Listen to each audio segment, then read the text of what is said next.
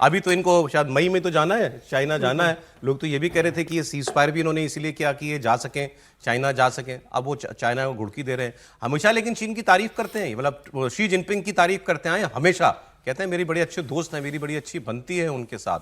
और इनका जो अगर चीन जाना होगा तो बड़ा ऐतिहासिक दौरा उसको माना जा रहा है। उससे पहले क्या ट्रंप कुछ क्या चीन के ऊपर भी दबाव बनाने की कोशिश है ये सर?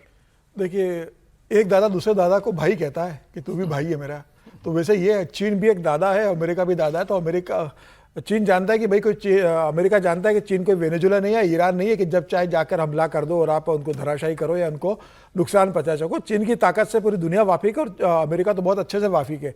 तो बार बार जिस तरीके से वो जिक्र करते हैं चीन को, हालांकि उन्होंने कहा कि अगर चीन ईरान को हथियार देगा चोरी छुपके तो 50% का टैरिफ में लगा दूंगा। हालांकि चीन का भी इसमें रिएक्शन नहीं आया है, लेकिन मुझे लगता है कि वो बार बार इस बात से परेशान है कि ईरान को इतनी ताकत कौन दे रहा था, और वार्ता के मैच पर बैठने के बाद भी ईरान एक कदम भी पीछे नहीं हटा, किसी मामले पर ईरान ने अपनी रुख को नरम नहीं किया। तो वो कौन ताकत है जो ईरान के पीछे खड़ा हुआ है? तो मुझे लग रहा है कि ट्रंप को नजर आ रहा होगा कि ईरान के पीछे कहीं ना कहीं रशिया और चीन की ताकत है जो उन्हें हथियार या टेक्नोलॉजी मुहैया करा रहे होंगे, और इसीलिए ईरान उनके दम पर अमेरिका से लड़ने को भिड़ने को तैयार है, इतना ज़्यादा वहाँ पर इतना ज़्यादा डिस्ट्रॉय होने के बाद भी। तो मुझे लग रहा है कि ट्रंप अभी दे रहा है, लेकिन ट्रंप ने जिस तरीके से फिलहाल बयान दिया है तो मुझे लगता है कि उनके बयान को बहुत गंभीरता से भी नहीं लिया जाना चाहिए।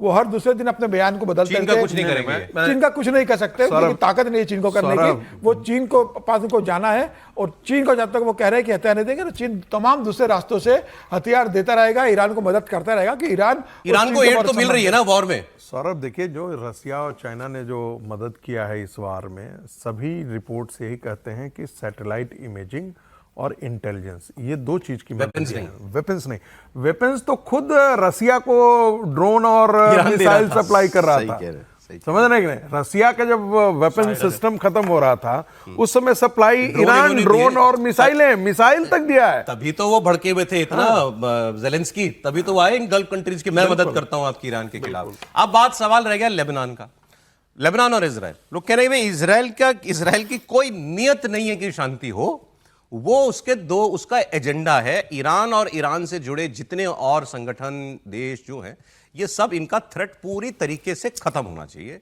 और वो इस सीजफायर विस्फायर में नहीं मानता, अपनी शर्तों पर युद्ध लड़ता है और अपनी शर्तों पर खत्म करना चाहता है। अब उसने लेबनान पे फिर हमला कर दिया, कई रिहायशी इलाकों को बिल्कुल मलबा बना दिया उसने। अब एक बार फिर इसमें दर्जनों लोगों के मारे जाने की खबर आ रही है। कई गांव पूरी तरीके से खाली साफ हो चुके हैं, और ये हमला उस वक्त हुआ है, उस तरीके से हुआ है जिस तरीके से गाजा के रफा और बेथ हनौन में हमले किए गए थे। दावा किया जा रहा है कि इजरायली फोर्सेस साउथ लेबनान के इलाके में पूरी तरीके से काबिज हैं। लेबनान के बयादा में हिजबुल्लाह ने भी इजरायली सैनिकों पर ड्रोन अटैक किया है, और हिजबुल्लाह ने इस हमले का वीडियो जारी करके कहा कि जब तक अमेरिकी इजरायली हमले बंद नहीं हो जाते तब तक उनका जवाब जारी रहेगा।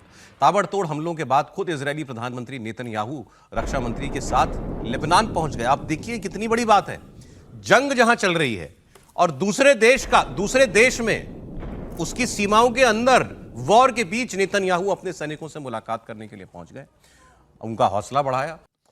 हमने आपको पहले भी बताया था कि जो ट्रंप है, नेतन्याहू जो हैं, वो सीज फायर से लेबनान को अलग रखने की मांग कर चुके हैं। अमेरिका ने भी इनका साथ दिया।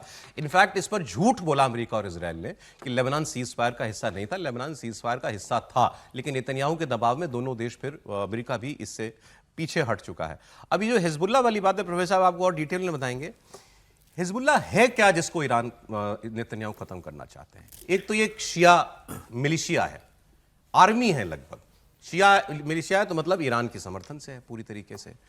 दूसरा, ये स्टेट विद इन स्टेट है, लेबनान की अपनी सरकार है, लेबनान की अपनी सेना है, लेकिन कुछ हिस्सा जो खासकर साउथ लेबनान का जहां पर अब कब्जा कर रहे हैं इजराइल के लोग, वो हिस्सा पूरी तरीके से हिजबुल्लाह के कब्जे में है।